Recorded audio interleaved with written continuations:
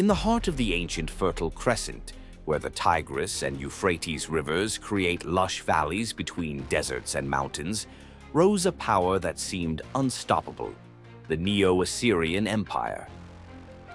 By the mid-6th century BC, under King Ashurbanipal, its territory stretched from the eastern Mediterranean all the way to the slopes of Zagros, and from the Nile Delta to the gates of Anatolia. No other state in the Near East had reached such vastness or had such a well-organized military machine. Their power rested on a mix of military discipline and calculated terror. The royal inscriptions found in the palaces of Nineveh and Kalhu weren't just chronicles. They were intimidation messages meant to discourage rebellions even before wars started. The empire was organized through a network of roads that allowed troops and tribute to be moved faster than ever before. Since the 7th century BC, under Tiglath-Pileser III, the Assyrians had built a standing army divided into units. Heavy infantry, cavalry, archers, and engineer units capable of building fortifications or breaking through walls. This force, funded by tributes from provinces and vassal kingdoms, ensured yearly campaigns. Babylon, Syria, Phoenicia, the Kingdom of Judah, and even Egypt felt its impact. The strategy involved mass deportations of entire populations, recorded both in Assyrian chronicles and biblical texts, aimed at breaking identities and crushing all resistance. Nineveh, made the capital by Sennacherib around 700 BC, showed off the power of the empire. Excavations at Kuyunjik uncovered wide streets, irrigated gardens, and a stunning, unmatched palace, covered in reliefs that told stories of military campaigns, lion hunts, and royal victories. The city also housed a library with tens of thousands of cuneiform tablets, including epic tales like the Epic of Gilgamesh. On the surface, everything seemed stable and prosperous, but beneath that grandeur, tensions were building. Deep down, the constant conquests were draining both resources and manpower. The conquered provinces, from Elam to the small Aramean kingdoms, held grudges and were just waiting for a chance to rebel. Babylon, even when ruled by princes related to the Assyrian dynasty, never stopped longing for its independence. The empire's records read like a list of crushed uprisings, showing that loyalty was much shakier than the kings claimed. Keeping distant garrisons and paying for them, maintaining a professional army and rebuilding destroyed cities was draining the economy. On top of that, there were constant fights over who should take the throne. After Ashurbanipal died around 631 BC, the battle for power got even fiercer. Babylonian records describe that time as chaotic, with several contenders declaring themselves king and provinces seizing the chance to break free. Meanwhile, up in the Zagros Mountains, the Medes were growing stronger under their leader, Cyaxares. He managed to unite scattered tribes. In the south, Babylon was regaining confidence thanks to the political skill of Nabopolassar. Both peoples had suffered Assyrian campaigns that left deep scars and fueled desires for revenge. At the same time, raids by the Essetas and Sumerians, nomadic peoples from the northern steppe, were putting pressure on the borders, making defense difficult. Assyrian records mention their raids, showing the empire could no longer keep an eye on every corner of its territory. So, the power that claimed to rule over the four corners of the world, according to its own records, was starting to crack. It wasn't just one thing that caused the fracture, but a mix of war expenses, resentment from conquered peoples, threats from nomads, and the shaky royal succession. The giant that had controlled the Near East through a blend of efficiency and fear was, without realizing it, setting the stage for its own downfall. While the empire's structure was weakening from within, outside forces, it started moving with unexpected precision. In the Zagros Mountains to the east, the Medes under Saqqarah's command had stopped being just a bunch of tribes. Their reorganization into a more united kingdom is mentioned by writers like Herodotus and backed up by Babylonian tablets that record their increasing military activity. These groups, who had suffered punishment campaigns in Syria for decades, now saw a chance to strike back. Their mountainous land gave them natural hideouts, served as an ideal base to gather men, forge alliances, and prepare offensives. In the south, the city of Babylon was breathing new life. Heir to a tradition dating back to Hammurabi, it hadn't forgotten the years of humiliation under Assyrian rule. Starting in 626 BC, a leader of Chaldean origin named Nabopolassar took advantage of the succession disputes in Nineveh to rise up. The Babylonian Chronicles, one of the most valuable sources from that time, describe how his troops kicked out the Assyrian garrisons and set up a new kingdom that quickly became the hub of an anti-Assyrian alliance. Elam, even though it had been devastated years earlier by Ashurbanipal, sent troops aiming to avenge the destruction of its capital, Susa. Even Aramean tribes and groups displaced by Assyrian deportations joined the cause. Up north, the Cimmerians and Scythians, nomadic peoples from the Pontic steppe, launched raids that destabilized the borders. References to the latter are rarer and sometimes mixed with rumors, but the tablets found in Nineveh confirm they were a constant threat. Each of these scattered pieces, found over the years, started to fit into a huge siege. Even the Assyrian cities themselves were feeling the strain. Trade routes carrying metals and luxury goods from Anatolia and the Levant were constantly disrupted. Tax collection dropped, making it harder to pay the armies. Ongoing tensions marked this period, and the Babylonian records highlight a key date, 615 BC, when Nabopolassar launched campaigns north of the Tigris, moving into areas that had been the heart of Assyrian administration. The Assyrians fought back, but they lacked the coordination and resources they had enjoyed for decades. At the same time, Cyaxares led the Medes in a series of attacks.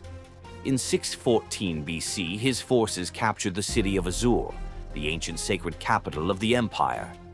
This conquest wasn't just a military win, it was a symbolic blow that shook Syrian morale.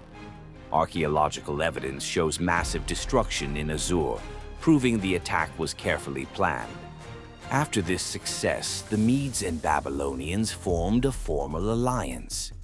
The pact brought together two rising powers with one goal: to end the empire that had ruled the Near East for centuries. At that time, Egypt, under Pharaoh Necho, tried to step in. For the Egyptians, a weakened Assyria could have meant Babylon expanding towards the Mediterranean, threatening their interests in Canaan.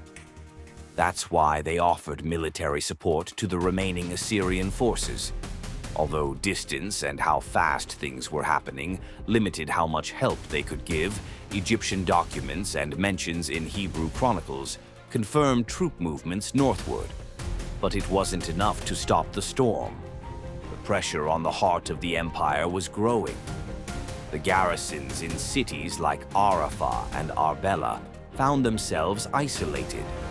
In the provinces, former allies preferred to strike deals with the new powers rather than take a chance on a declining empire. The records from Nineveh grew shorter and more confusing, a sign that the administration could no longer keep track of or control everything happening.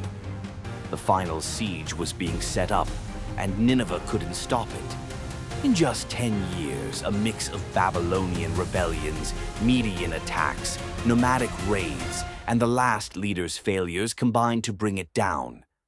The Assyrian kings, in order to unite their armies, had reshaped the political map of the region. In 612 BC, a powerful alliance of Babylonians, Medes, Elamites, Arameans, and nomadic groups reached the walls of Nineveh. The Assyrian capital, surrounded by walls over 12 kilometers long and protected by complex canals, was one of the most heavily fortified cities in the ancient world. Babylonian chronicles, our main source, confirm that the siege lasted about 3 months. Reliefs found in Assyrian palaces show siege ramps and war machines, which helps imagine how the attackers built embankments and used archers and battering rams to break the defenses. Even though no text describes every step in exact detail, some later writers, like Diodorus Siculus and Hebrew traditions, mention a flood of the Kr River that supposedly weakened the walls. This version is still debated. Climate studies suggest that August, the month of the fall, probably wouldn't have had such heavy rains. Most of the experts consider it an old rumor that might have started to explain how fast the collapse happened, though it can't be completely ruled out. The truth is, whether by water or by force, the walls gave way. King Sin-Shar-Iskun died during the defense. The city, pride of the Neo-Assyrian Empire, was looted and set on fire. Ironically, the fire that destroyed it also baked the clay tablets of Ashurbanipal's great library, preserving epic tales like Gilgamesh and valuable scientific texts until today. Our days. The fire that destroyed the empire also kept its memory alive. After the fall of Nineveh, the remnants of the Assyrian army regrouped in Haran along the upper Euphrates under King Ashur-uballit II. With limited support from the Egyptian pharaoh Necho II, they tried to hold on but were defeated in 609 BC. That loss marked the end of Assyria as an independent state. Within a few decades, the empire that had ruled the Near East for nearly 3 centuries was no more. The void left behind, power was taken over by new forces. Babylon, ruled first by Nabopolassar and then by his son Nebuchadnezzar II, became the political and commercial hub of Mesopotamia. The Medes strengthened their kingdom on the Iranian plateau and laid the groundwork for the future Persian Empire. The migrations of the Hittites and Sumerians kept shaking up the borders, sparking new alliances and conflicts that would redraw the map of the Near East. Beyond all the political reshuffling, the fall of Assyria left a lasting lesson. Their rule it was all based on a strategy of fear, deporting entire communities, harsh punishments, and terror propaganda. In the short term, this approach worked and kept rebellions in check, but over time it planted such deep hatred that when the moment came, almost everyone turned against them. The very tool that gave them strength became their fatal weakness. Today, beneath modern Mosul, the ruins of Nineveh reveal walls, reliefs, and thousands of tablets that talk about astronomy, literature, and administration. These remains remind us that the Neo-Assyrian Empire wasn't just about war, it was also about art and engineering.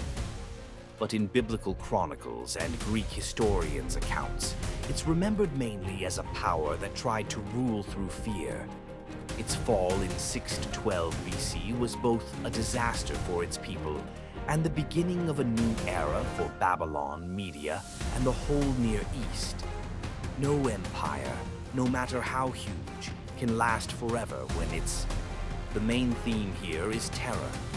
If this story about the fall of Assyria helped you better understand how empires can collapse, subscribe to Imperium Total to discover more episodes that change the course of history. Also, leave your comment. Do you think it was internal rebellions or the alliance of external enemies that sped up their downfall the most?